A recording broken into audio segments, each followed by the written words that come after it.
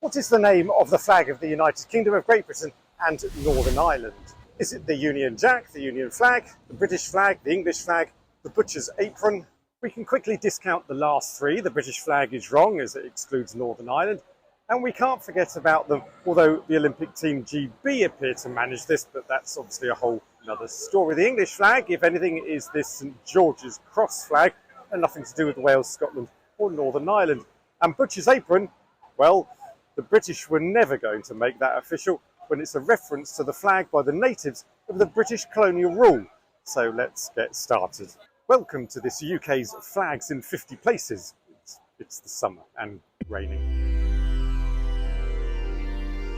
That leaves us with the Union Jack and the Union flag, but which is it? Which is officially correct? And is there a loser in this story?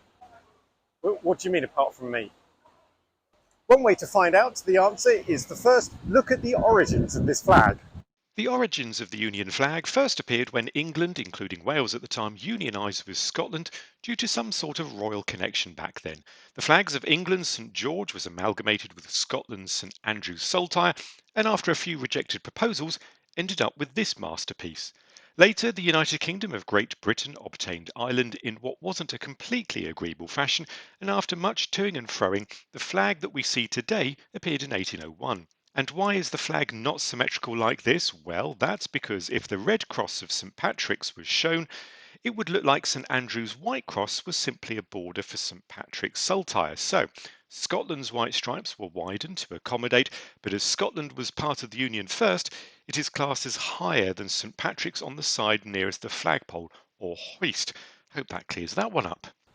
So if that's the case, then the Union flag surely is the correct term, because it says exactly what it is. The union of three, or maybe four nations. But what about the term Union Jack?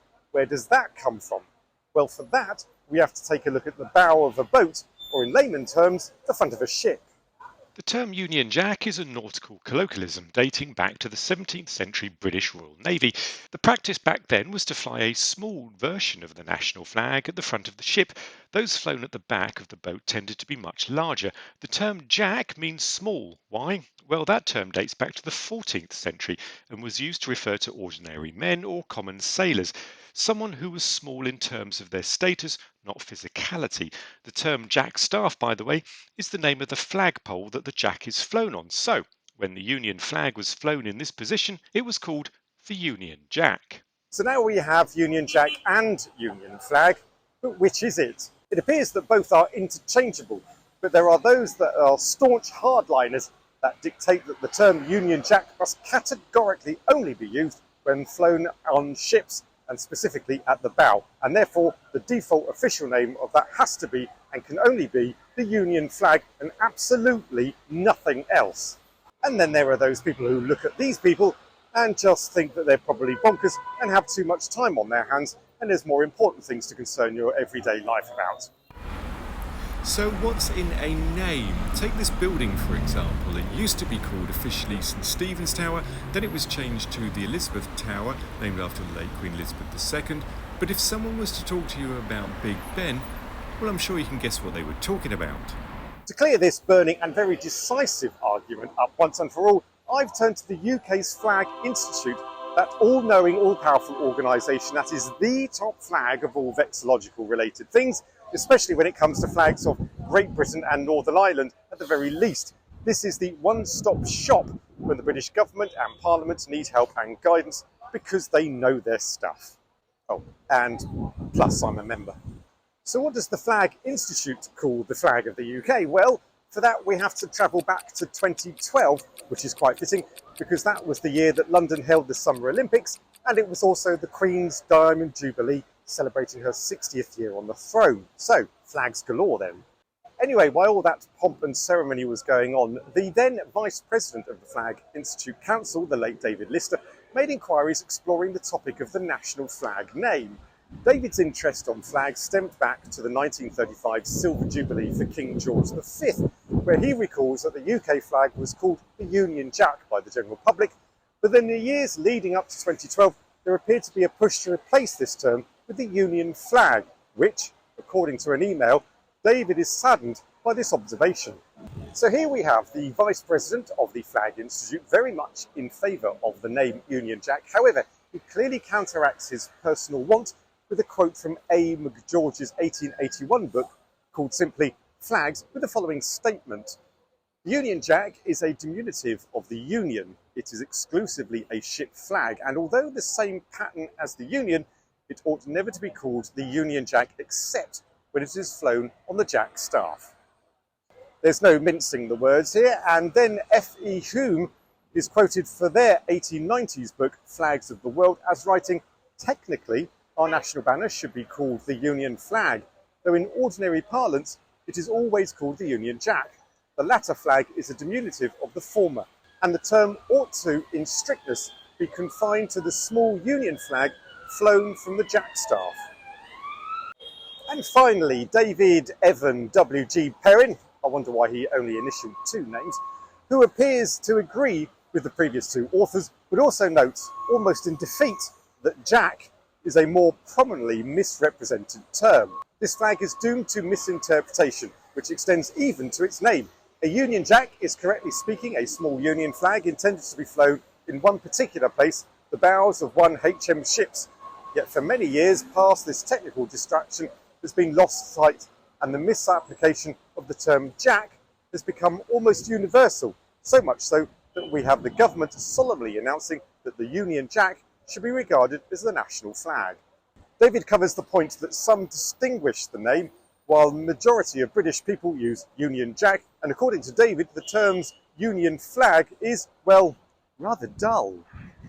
So what was the Flag Institute to do? Leave the question unanswered or take a stance once and for all? Well, the then chief executive of the Flag Institute, a certain Charles Ashburner, yes, that's right, the man who now's behind the Welsh flag company, Mr. Flag, who has sponsored many flag competitions on this and other vexillological channels, link in the description, reached out to David in the September of 2012 and asked if he would look into this further and see if a definitive answer could be obtained. What came back was this 12-page document entitled Union Flag or Union Jack by David Lister, outlining his findings, which was presented to the Flag Institute on the 15th of October 2012. Now, I've read this manuscript, and David has managed, while personally favouring the use of Union Jack, to keep it very subjective with the for and against. He includes in detail the areas I covered earlier, how the flag was created by an amalgamation of three other flags, which lead to the term Union Flag, and how flying the flag on a bow of a boat gives the name Union Jack. To be fair, this document was the underlying foundation of this entire episode. David also mentions the use of all of these other names swiftly flying across the bottom of the screen. David's research came across the government department, the Admiralty, now known as the Ministry of Defence, which refers to the flag as the Union Jack, and in the 1902 statement announces that both the Union flag and the Union Jack can be used. Just a few years later, on the 14th of July 1908, a statement by the House of Lords on behalf of the government stated that the Union Jack should be regarded as the national flag. Home Secretary Sir John Gilmore stated in 1933, this time for the House of Commons, that the Union Jack was the national flag and might be flown by any British subject on land. Thank you very much. All this aside, David does make a tiny yet fundamental point that he does not find any definitive pronouncement or definition of a correct name of the national flag of the Union pattern has ever been made. I guess we're all assuming that this is what everyone is referring to. And so David concludes his findings by stating that there is no Act of Parliament in Royal Proclamation or in orders in the Council, nothing anywhere that officiates the actual legitimate name of the flag of the Great Britain and Northern Ireland. Articles from the 1600s used the Union flag, while the Royal Navy used Union Jack for pretty much any use of the flag, bow or otherwise, but there's no doubting that this term originates from the flag's official use on boats and in the correct location on that boat. The term Union Jack does sound better than Union Flag, I agree, yet the UK can't claim exclusivity to that name because both Norway and Sweden used a Union flag during the period of 1814 to 1905, while they shared a common monarch. That said, the United States has a Union Jack, when they fly just the stars without the stripe. And in the UK circles, it's easy to talk about both names when referring to the national flag for people to understand what you mean regardless of the name's origins.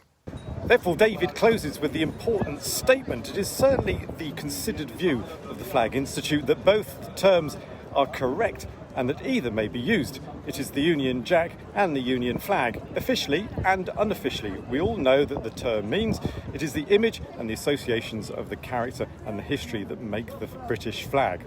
And there we have it. This is both the Union flag and the Union Jack, and that's a Flag Institute declaration. And who are we to argue? That said, I'm interested what you think. Do you agree with David's conclusions and therefore the UK's Flags Institute's stance on this matter?